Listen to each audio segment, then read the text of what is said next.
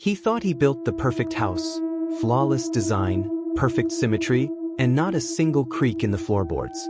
But the problem with perfection is, it starts to notice when you try to leave.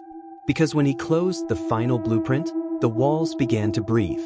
And the house he created wanted to keep him forever. Ethan Morel had built homes his entire life, sleek, modern structures that won awards, sold for millions, and looked like something from another world. But his newest design wasn't meant for a client. It was for himself. His perfect house. The one he'd been sketching in his dreams since childhood. The idea had come to him one night like a whisper, soft, urgent, intimate. He woke at 3:11 a.m., his hand moving across his sketchpad before he even turned on the light. What he drew didn't make sense. Impossible angles, doors leading nowhere, staircases spiraling into empty voids. But the design felt right. When he finished, the first light of dawn hit the paper, and he could swear, just for a second, the lines moved.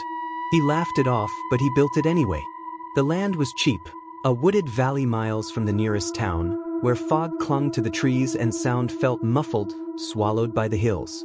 Ethan worked alone, pouring every line from his sketches into reality.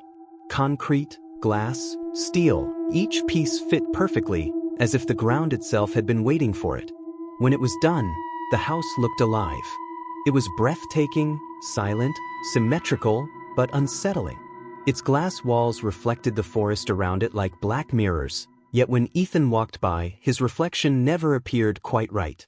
Sometimes it lagged. Other times it smiled when he didn't. The first night he stayed there, he couldn't sleep. The walls breathed with the wind, a soft thud-thud-thud like a heartbeat beneath the plaster. Around 2:47 a.m., a light flickered in the hallway, a motion-activated bulb. Ethan froze. He was alone. He stepped out, barefoot, whispering to himself that it was just a wiring glitch. But the house was cold, unnaturally so, and when he passed one of the windows, he noticed something impossible. His reflection was still standing in the living room, staring at him from inside the glass. By morning, he convinced himself it was exhaustion. He'd been working non-stop, after all. He opened his laptop to finalize the digital blueprint for the records, but something had changed. The layout wasn't the same as before. Now there was an extra room. A narrow one, deep inside the foundation, labeled only as Room 0. Ethan blinked, scrolling through the design, checking his old files. The room wasn't there before, he was certain of it. Yet when he looked closer, he noticed faint digital brushstrokes leading from his original drawing into that new addition, as if someone, or something, had finished his work overnight.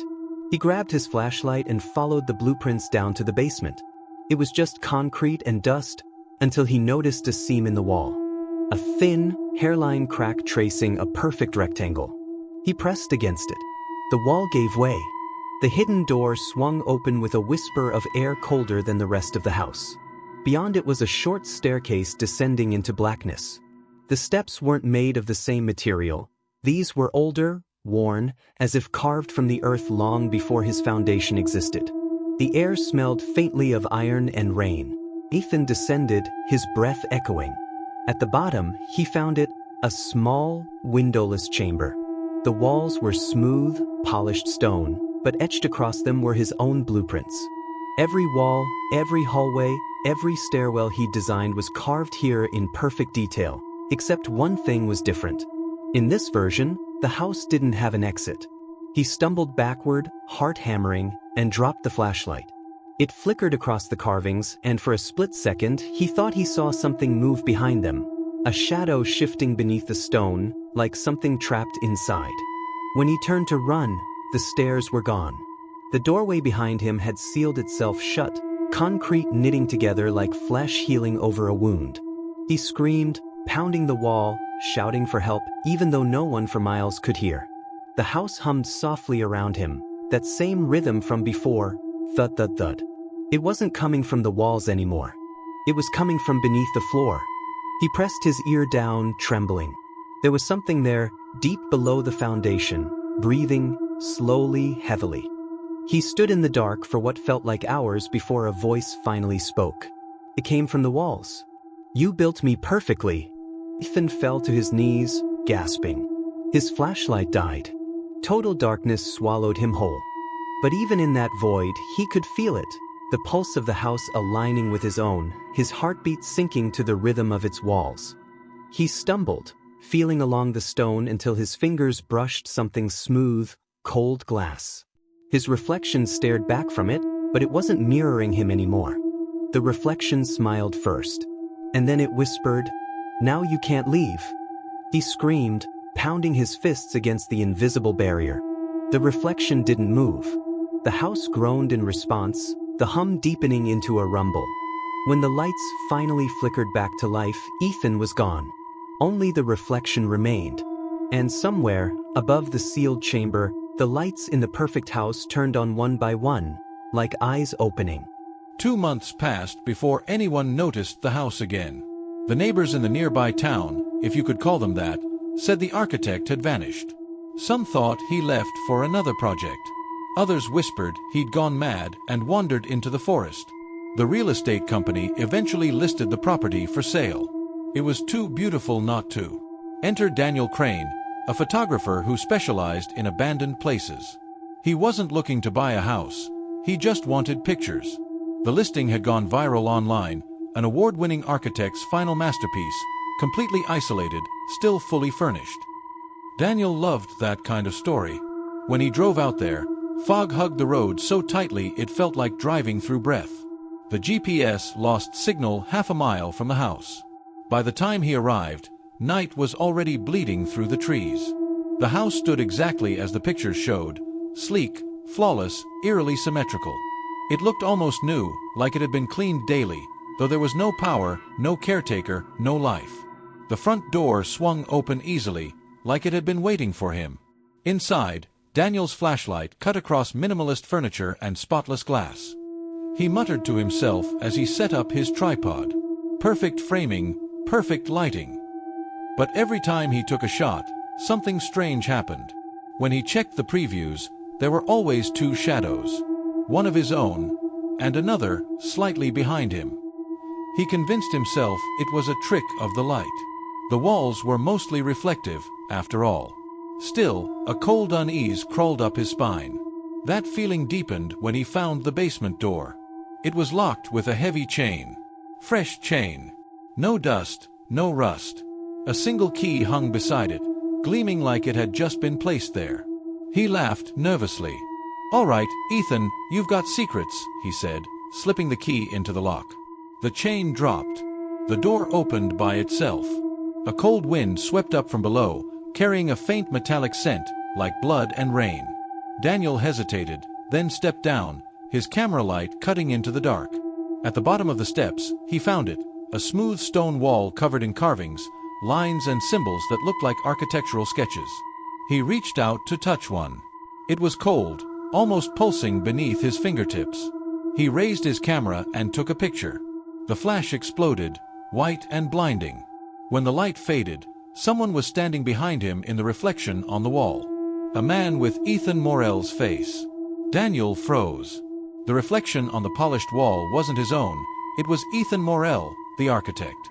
Same sharp jawline, same pale eyes, same expression carved from exhaustion and fear. But the reflection didn't copy Daniel's movements. It just watched him. For a moment, neither moved. Then Ethan's reflection tilted its head, backward, in an impossible angle. A sound followed, a crack of bone bending too far. Daniel stumbled back, his camera clattering to the floor. He blinked, and the reflection was gone. The carvings on the wall seemed to ripple faintly, like wet ink. When he looked again, the symbols had rearranged themselves into a pattern, an aerial sketch of the house itself. Only now, there was something new. A black space beneath the drawing, labeled in faint, shaky handwriting. The heart. Daniel's voice trembled as he whispered, "What heart?" He climbed the stairs quickly, the air growing heavier with each step. The front door stood at the end of the hallway, just a few feet away. He rushed to it, grabbed the handle, and froze again. The lock clicked. Once. Twice. Slowly. On its own. Then the handle turned against him. The door didn't open, it vanished. Where the entryway had been was now a smooth white wall, flawless and blank. Daniel's pulse roared in his ears. He spun around, scanning the rooms. The windows were gone too.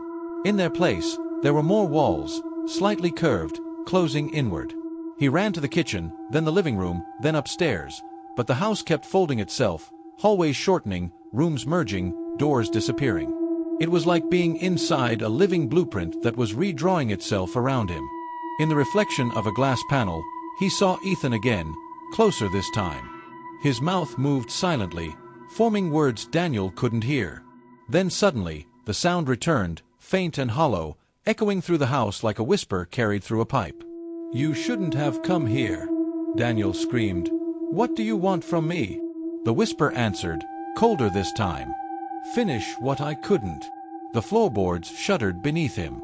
He dropped to his knees as a low hum filled the house, vibrating through the walls, through his bones.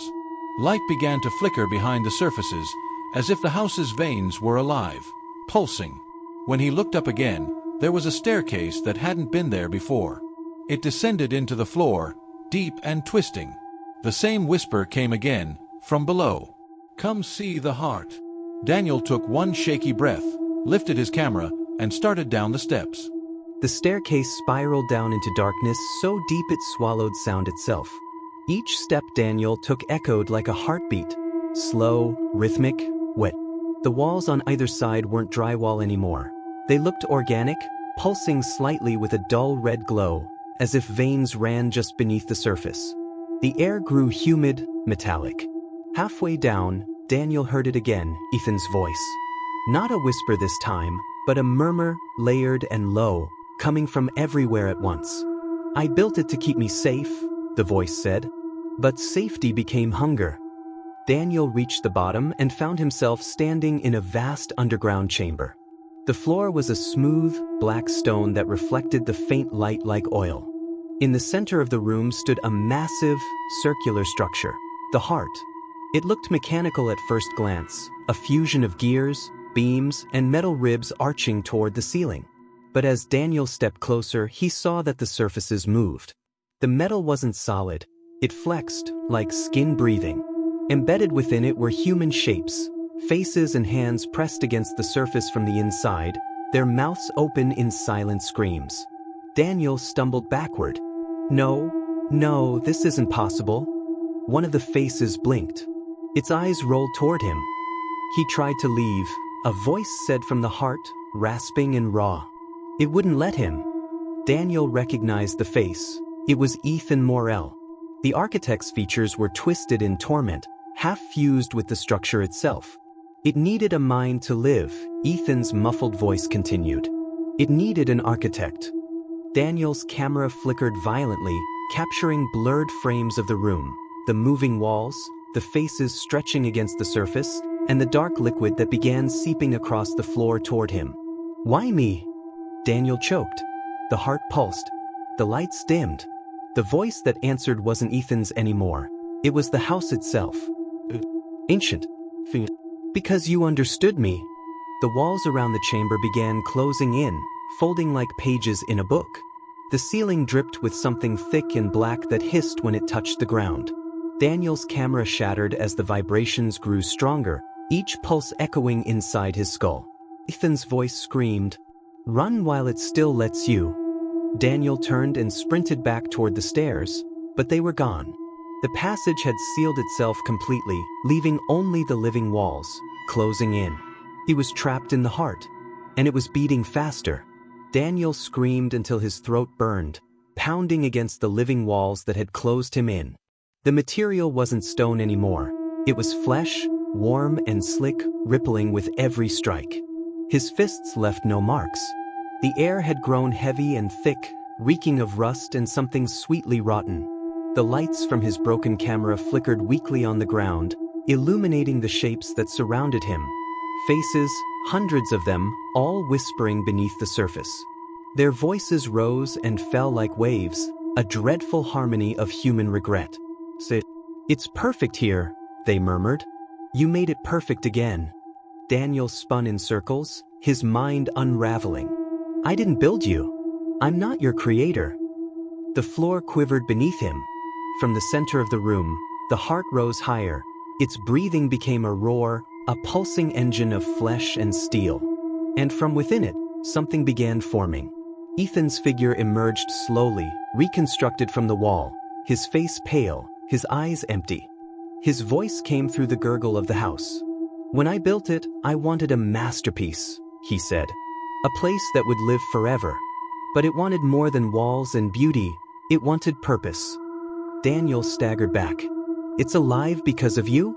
Ethan's half-fused head tilted, twitching. "It was alive before me. I only gave it a mind." The heart's voice trembled through the chamber, deep and resonant. "And now it needs a new one."